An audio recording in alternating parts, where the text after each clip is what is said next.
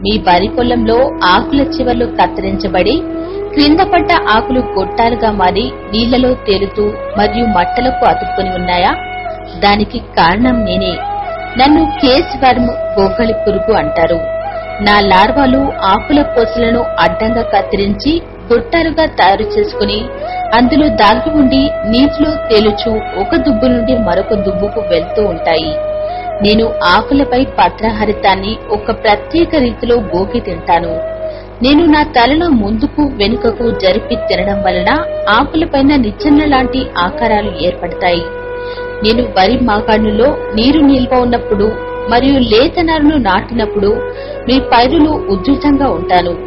నేను మొక్కల సాంద్రత తక్కువగా ఉన్న పొలాల్లో తరచుగా కనిపిస్తాను.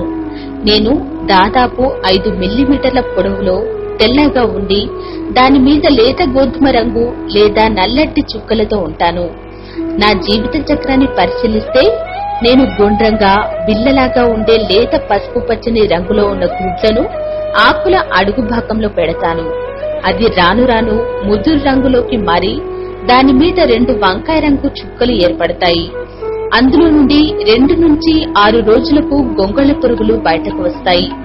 అప్పుడు నా లార్వాలు లేత పసుపు తెలుపు మిశ్రమ రంగుతో పసుపు పచ్చని తల కలిగి శరీర ప్రక్క భాగాన దారాల్లాంటి గిల్స్ అంటే చేపల శ్వాసావయవాల మాదిరిగా ఉంటాయి.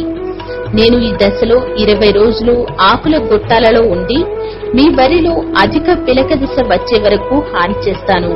ఆ తరువాత నేను ఆ గొట్టాలలోనే గూడు కట్టుకుని పోషిష్ట దశలోకి వెళ్లిపోయి అందులో 7 రోజులు ఉండి ఆ తరువాత రెక్కల పురుగుగా మారుతాను. నేను ఎక్కువగా ఆశిస్తే మొక్కలు కొంచెం కురచ్చగా పెరిగి 1 వారం పంట ఆలస్యమవుతుందే గాని మీ దిగుబడికి అంత నష్టం ఉండదు. నన్ను అరికట్టాలంటే మీరు కొన్ని పద్ధతులు పాటించాలి.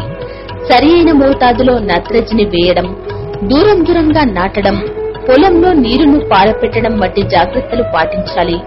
అంతేకాకుండా కొన్ని మిత్ర పురుగులు మీకు మేలు చేస్తాయి. మా గుడ్లను నత్తలు తింటాయి.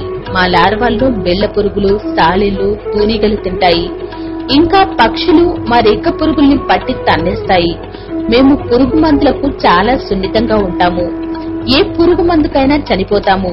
మాపై పైరిథ్రాయిడ్ మందులు వాడితే తర్వాత సుడిదోమ ఆశిస్తుంది.